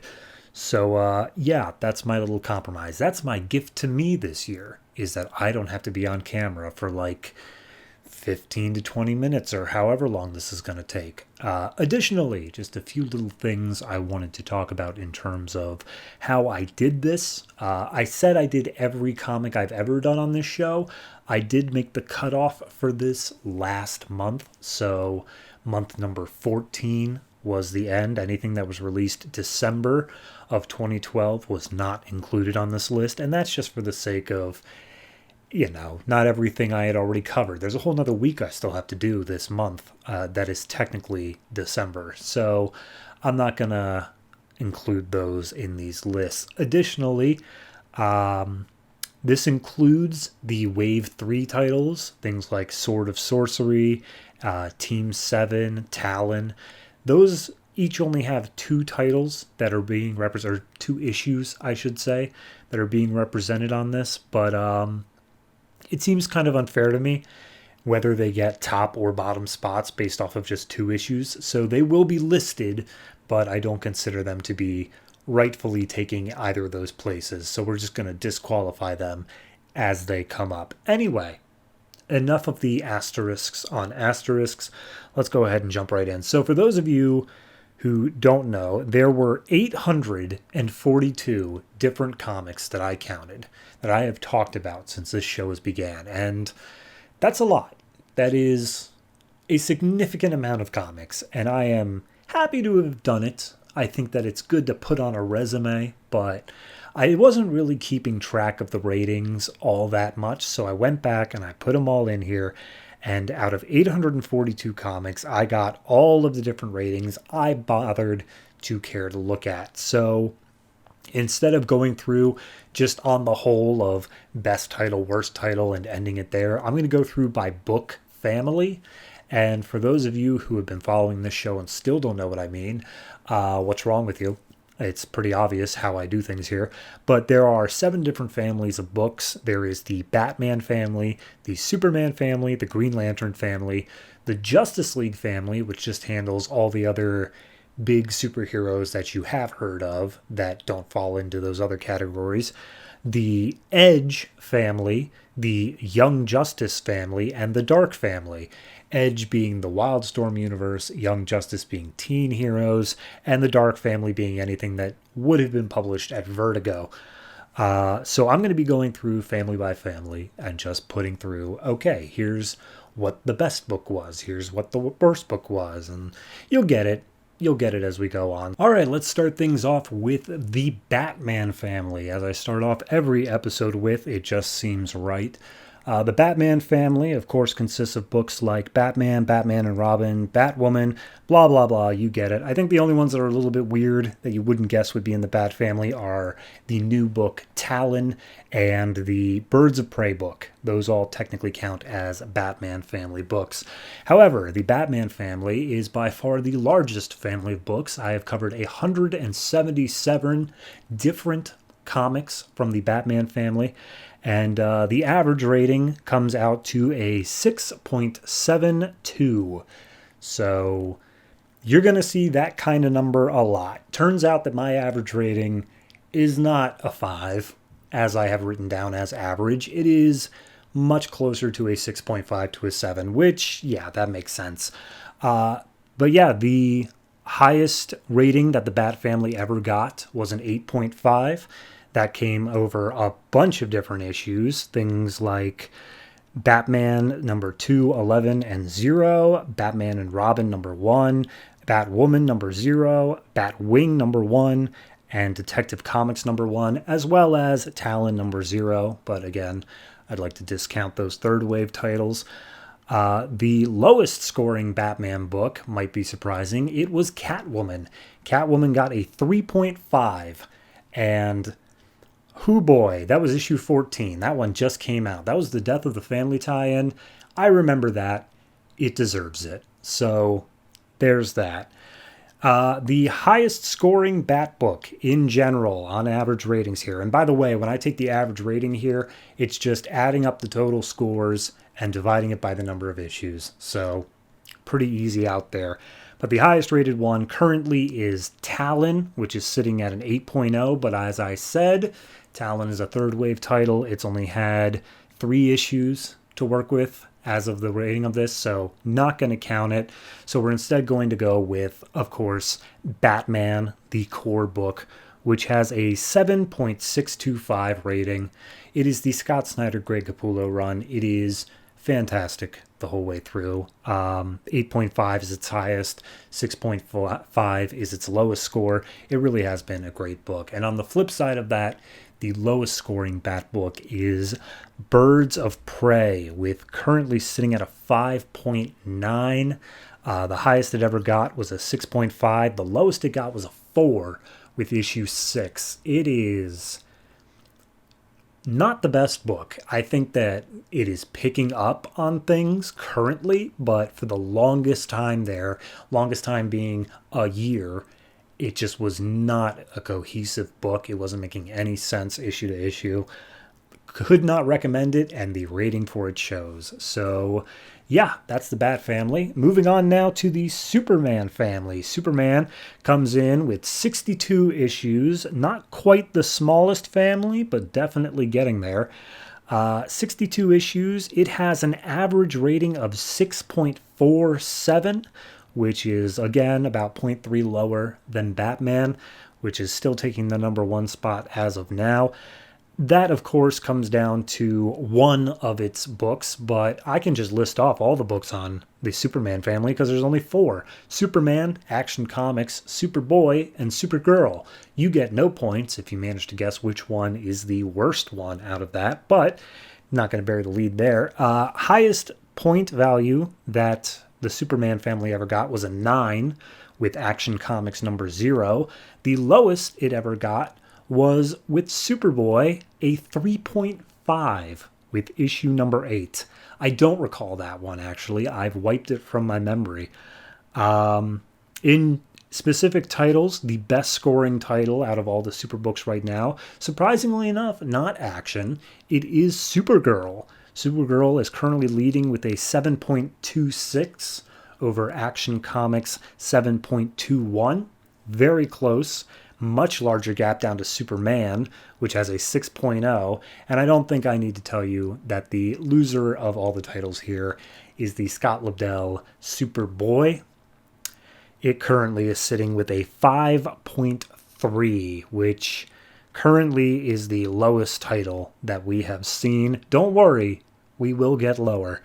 But the highest that Supergirl ever got was an 8, and it's still managing a 7.26. So it's really been hitting those 8s and 7.5s hard. So definitely check out Supergirl out of all the different Superman titles. Next up, we're going to move on to the Green Lantern family. Green Lantern had 61 issues. I guess they had just one less annual than the Super family had. We are currently sitting at an average rating of 7.311, overtaking both the other two families by a long shot. It is actually the second highest scoring family. And by this point, I don't think you don't get any extra bonus if you figure out which one is going to be my highest scoring. I'm pretty vocal on which one gets the highest scores from me. But the Green Lantern family only consists of 4 titles. That is Green Lantern, Green Lantern Corps, Green Lantern New Guardians, and Red Lanterns. And to be fair, I like all of them. I think they are all good. Nothing really strikes out as the black sheep of the family, save for Red Lanterns being the red sheep of the family. Pause for laughter. And continuing on, the highest rating out of all the Green Lantern family books was a 9, scored by Green Lantern Annual number 1. The lowest scoring was a 5.5, picked up by Green Lantern Corps number 4. I remember that first arc being pretty shaky. That one wasn't quite hitting it for me, but not all of them can be winners. And looking at it now in terms of average ratings here, the highest scoring average rated book is Green Lantern, the book, the main title. It has a 7.531, well over eclipsing the Supergirl and Action Comics ones. Has a high of 9, as I said before. Lowest it ever got was a 6.5 on 2 different issues. Definitely fantastic run from Geoff Johns on that book. Really do suggest checking it out. And the lowest scoring book was As I said before, the red sheep of the family, Red Lanterns. The highest it ever got was an 8 across 2 different issues, but the lowest it ever got was a 6, and it's sitting with an average rating of 7 flat. So honestly, being the worst book of the family, it's still doing a fantastic job. I really cannot fault it.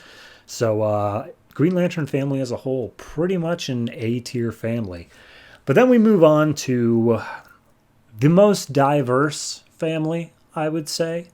The Justice League family, which again, just pretty much covers the... Here's a bunch of superheroes that you probably would see in movies, but they don't fit into other families. So, for example, Aquaman, Wonder Woman, Flash, Captain Atom. In addition, we have the major team-up books of Justice League International, and the strange little anthology book of DC Universe Presents, which I do just want to point out here. DC Universe Presents, its 0 issue I judged as an anthology book. I gave it like 5 different ratings. I went ahead, I took the average ratings out of the 5 ratings I gave it, and issue 0 has like a 6.5 representing it. Just in case you're curious how I handled that. I know you're not, but I wanted to tell you anyway. Anyway, Justice League family has the second highest count of books. Obviously, it's sitting at 169 books in the family, but its average rating only comes out to a 6.66. That's not ominous. The max rating that it ever got across any of the books is a 9, which it got for Justice League number 0, which ended up being the Shazam issue. I do stand by that. I really do think that Shazam issue was a fantastic issue. I'm going to hold off on the minimum score for just a second here, because it's going to give away what the lowest scoring book is if I do. So we're just going to pause for a minute on that one. In terms of highest scoring book in general, turns out it is actually Geoff Johns' Aquaman. Next up after that is Justice League, but Aquaman scores a 7.66, whereas Justice League is only a 7.53. The Aquaman series struggles from 8.5 to 6.5 on its rating scales, but I guess it just hits it a little bit better than Justice League does, despite Justice League having that single 9. So kudos to Geoff Johns for basically leading that family. And then on the flip side, I'm going to tell you second place as well, because second place is Mr. Terrific. And when I say second place, I mean second from the bottom. Mr. Terrific got a 5.68. Okay? 5.68. It hit a 6 5 different times and a 5 2 different times, which means that was its entire rating scales, was either 5s, 5.5s, and 6s. It was not a great book. It was one of the first row of cancellations. Clearly, it was not great. But it is in second place when it comes to the worst, because the worst book out of the Justice League family, and I'm just going to tell you now, the worst book out of all of the books that I will be talking about is Green Arrow. Green Arrow has an average rating of 3.83. Remember that the next lowest scoring title here in the Justice League family was a 5.6. This is 2 full points lower. Its highest score it ever got were 6.5s across 2 different issues, but the lowest score it ever got was a 1. The only one I have ever given out on this show for Green Arrow issue 8. This book is atrocious. This book has been written by several different people up to this point.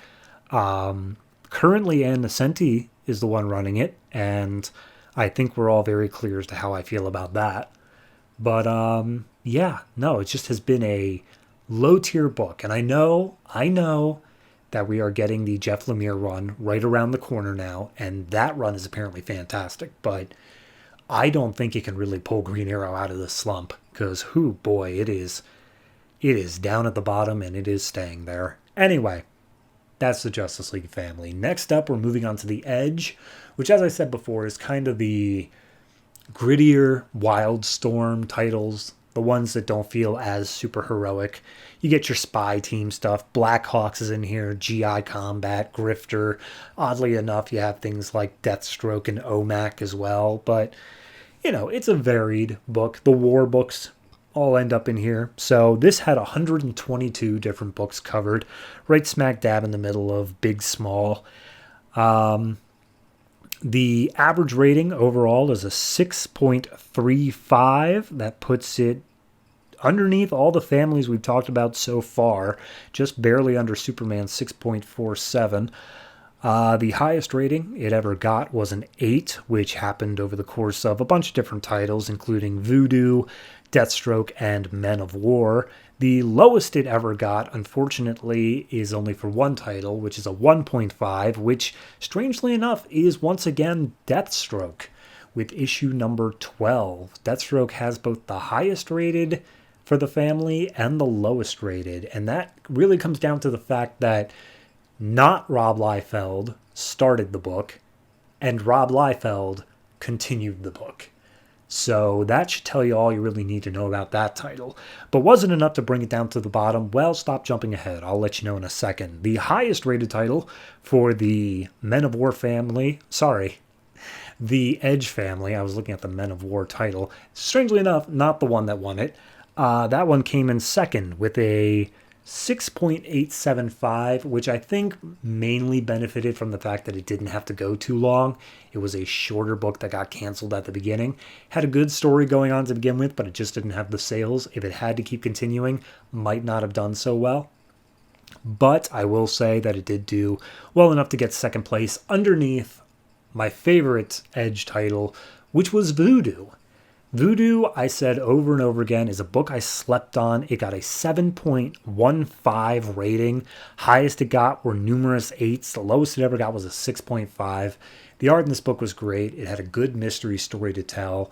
I think people really stepped off it because it was Wildstorm, it was Daemonites, and issue number 1 was nothing but cheesecake and fan service. But it, in the end, had a good story to tell about identity, and I really do think that it is worth checking out if you have not listened to me say that 18 times prior.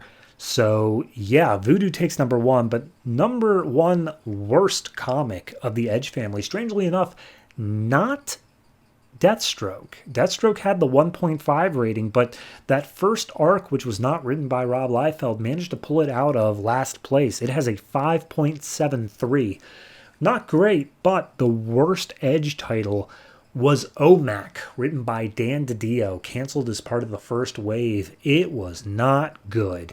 It was kind of a send-up to all the, what's his name? Blanking on it right now. Jack Kirby, that's it. It was a send-up to all the Jack Kirby stories, and while I do recognize that Jack Kirby is important to the comics landscape, it should not have been done in this book, or at least not in this manner. So OMAC has a 5.31. It has a high score of 7 on one issue and a low score of 3. Worse enough, the 3 was for its very first issue. So yeah, definitely had some problems there. Next up, we have the Young Justice family, which of course is all the teen books. This includes things like Blue Beetle, Legion of Superheroes, Teen Titans. Strangely enough, Hawk and Dove is in here. I don't think they are teens, but yeah, they made their way in here. And this one's a little bit rough. So the Young Justice family was 84 comics reviewed. It has an average rating of 5.60, which is the lowest generally rated family out of all of them, bar none. The next highest one is actually the Edge family, which is 6.35. Yeah, it's a landslide here. Young Justice just full of not great books. Doesn't help that a lot of them were written and drawn by Rob Liefeld and or Scott Lobdell. Yeah, maybe mix that up a little bit. Anyway, highest rating that it ever got was an 8.5 for Blue Beetle, issue number 9. Blue Beetle, I do think, is a standout book from there. I think that's Tony Bedard writing that one. Fantastic story being told. It's basically Spider-Man for the DC universe. It's a good book. Lowest it ever got was 6.5 over several issues. And the And when I say that, I mean Blue Beetle, because Blue Beetle is the top scoring title. In case that wasn't made clear, it is literally the only one in here that has over a 7 as an average rating. It's 7.3. It's good.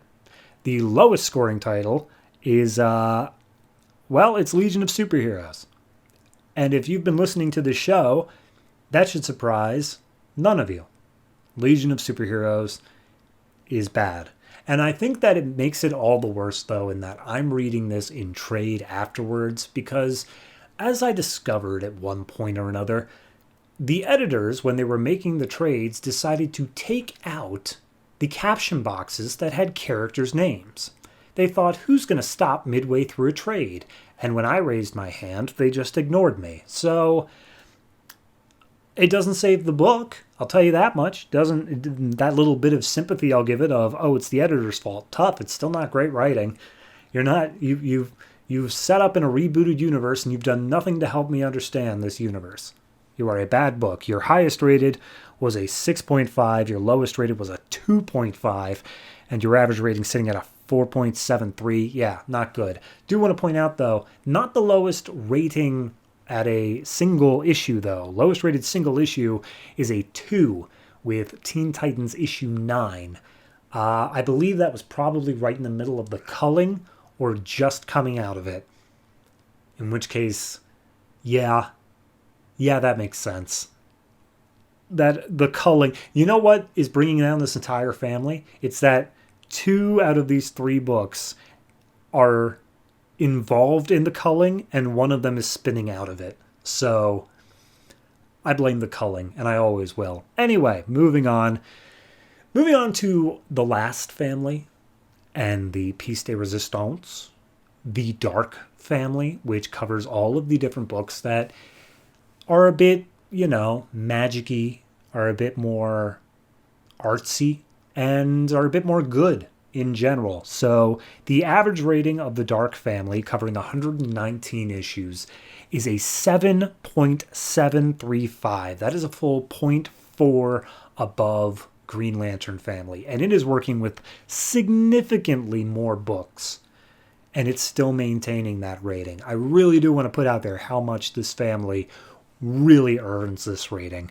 The highest it ever got is the highest rating I have ever given. Not once, but twice. A 9.5. Not only for I, Vampire number 10, which, of course, I have sung I, Vampire's praises over and over again, but also Swamp Thing number 6, which, honestly, I can't remember exactly what happened in, but that book has been fantastic writing and art-wise. The fact that it managed to line up enough to get a 9.5 does not surprise me in the least. So definitely think that it's worth checking out both of those issues if you have not. And even if we move down to the worst rating of the Dark, it's only a 6.5, which was shared over books like Justice League Dark, Resurrection Man, Frankenstein, and the newly made Phantom Stranger. I mean, if a 6.5 is the lowest your family's going to have, your family's doing fantastically. So honestly, no issues there. Do want to point out one quick honorable mention in the Dark family. Resurrection Man.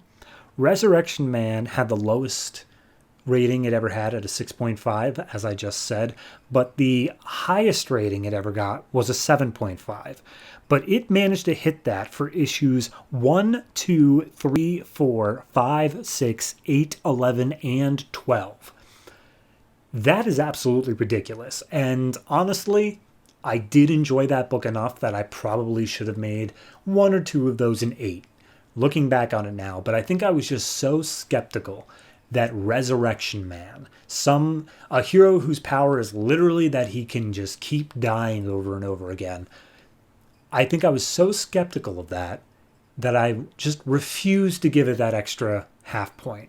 To that I apologize, but a special honorable mention of someone who can hit 7.5 literally 9 times almost in a row. So best scoring book out of the Dark family. I'm actually going to hold on for a second because it's so obvious. The worst scoring book currently is The Phantom Stranger, which is sitting with a 7.0, but it's only had 3 issues, so I am not willing to count it there yet. So it instead comes to the soon-to-be ending Frankenstein Agents of Shade, which hit an 8 as an all-time high over 3 issues, a 6.5 as an all-time low. Its current rating is a 7.26. It is a fantastic book. It does a good job with its writing. Its art is pretty much consistent the whole way through. It has a very defined style. There was an arc in there where I had some issues with it, and that really was what brought it down to this level. Honestly, it's only just barely below Resurrection Man, and Resurrection Man, I said, was a great book. It is a fantastic book overall. I have no issues with Frankenstein, but something's got to be at the bottom, and technically Phantom Stranger can't take it yet. So technically Frankenstein is down there. But getting to the number one title, Animal Man, very good, sitting with an 8.0. High of 8.5, low of 7. Sword of Sorcery just started, but currently with an 8.3, doing fantastically as well. But none of those can hold a candle to my little baby boy, I, Vampire, written by Joshua Hale-Fialkov, art so far by Andrea Sorrentino. This book,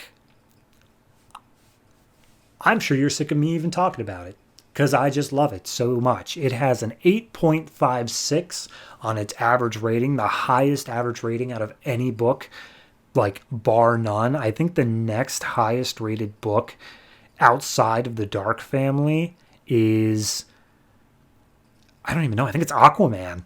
And this is a full point above that in just average rating. That should tell you how much I love this book. 9.5. Again, it tied for highest rating ever. Lowest score it ever got was a 7.5. And that's for its most recent issue. I mean, it's good. It's great. If you haven't checked it out, I cannot tell you anymore to do it. But I will. Do it. Go check it out. And that's all the main style families. However, I did cover a bunch of books that don't technically fall under families. And if they do, I don't like to count them there. So these are the mini-series. The mini-series are books that, when they started, they knew they had a limited page count, and they were just telling whatever story they had. So out of those, we have The Huntress, we have Penguin, Pain and Prejudice, we have The Shade, we have Legion, Secret Origin, we have The Ray and Phantom Lady, 2 separate books, both underneath the same sort of umbrella. We have Night Force, and we have 4 one-shots that technically aren't part of a continuing story, but I'm going to count them as a miniseries because why not? So that's going to be National Comics. So in general, the miniseries are sitting with 48 issues at a 6.58, which is pretty average. It's right smack dab in the middle. It's right above the Super Family, right below the Justice League family. Its highest rating it ever got was a 9, which Penguin, Pain and Prejudice got, issue number 5, which was the final issue of that series. I'm just going to go ahead and tell you Penguin, Pain and Prejudice is the number 1 series in this mini family. It has a 7.7 as the average rating. It is a fantastic book. It does a great job art-wise. I'm ashamed right now, I can't remember who did the art, but it does genuinely look fantastic the whole way through. And writing-wise, it's so strange to have a Penguin book, but it is very, very interesting. So I would highly suggest checking it out. If you have maybe DC Infinite, I think it would probably be on there. And the lowest scoring number that any miniseries ever got was a 5, which happened on The Ray, it happened on Legion Secret Origin, and it happened on the lowest scoring book of the family, Night Force, which currently has, and will forever have, a 5.71 as its average rating. Night Force, it just didn't work for me. I think it had a cool story to tell, it had a big mythology behind it, but it just tried to play up too many mysteries that I just could not be bothered to keep track of. It was a book that required my full attention, and I had to split that attention with 52 other books. So I apologize to Night Force that I didn't give you the loving you needed, but maybe you should have been a little bit more interesting to me. So, yep, that'll do it for that. Anyway, that is literally all the books that I have ever talked about. I Don't have any particular reason to put out my little spreadsheet here. If anyone's interested for it, hit me up on Twitter by all means, as long as Twitter is still a thing. If not, Discord, I will give you all the numbers that I have in a nice little spreadsheet because that's what I do for my real job. But in terms of the families, just going down the row real quick, Young Justice was the lowest with a 5.60. Then it comes the Edge with a 6.35. Super Family with a 6.47. The miniseries overall with a 6.58. The Justice League family with a 6.66. Still very ominous because of Green Arrow. The Bat family with a 6.72, the Green Lantern family with a 7.31, and of course the crown jewel of the New 52 thus far, the Dark family with a 7.73. And overall, the average rating of all the books in the New 52 thus far is a 6.70. So take that for what you will.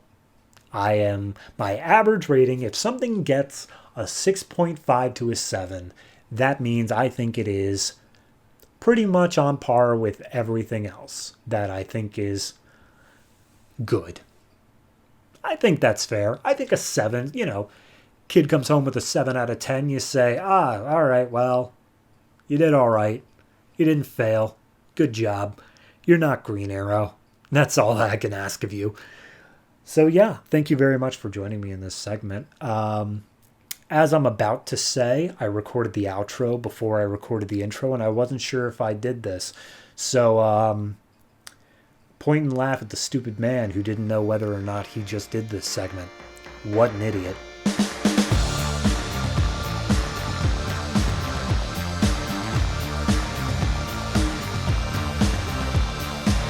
And that's it.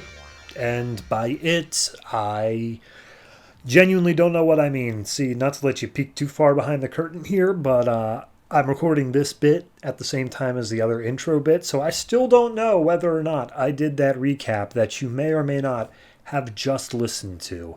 So, if I did do it, hope that was informative and entertaining. If I didn't do it, I hope that you can understand. I'm sick. I joke, and yet, that little cough right there is immediately setting off a chain reaction in my throat that makes me want to cough enough to blow out this mic. So I'm just going to wrap up this episode real quick. Hey, this was episode 69, so join me next time on episode 70, where we're going to be talking about the following comics. The number 15 issues of Batman the Dark Knight, Superman, Red Lanterns, The Flash, The Fury of Firestorm, The Savage Hawkman, All-Star Western, Teen Titans, I, Vampire, and Justice League Dark, issue number 6 of Batman Incorporated, and issue number 3 of Talon. That's all coming out next week, and next year, technically. But don't worry, I won't be one of those guys who says, see you next year, because no one likes that guy. Additionally, there is a Twitter, there is a Patreon, there is a Discord. Check all those in the description of however it is you watch this show. And while you're at it, go ahead and do whatever gives us a good rating. Don't do whatever gives us a bad rating. Especially for this episode, please. I feel so badly about this episode already and how much it has just completely fallen off the rails. I need any bit of love I can possibly get at this moment. Anyway, I'm rambling and I do still need to cough, so thank you very much for watching, listening, being with me this entire year. It has really meant the world to me. I hope to see you all next episode and more importantly next year. And always remember, if it ain't broke, don't fix it.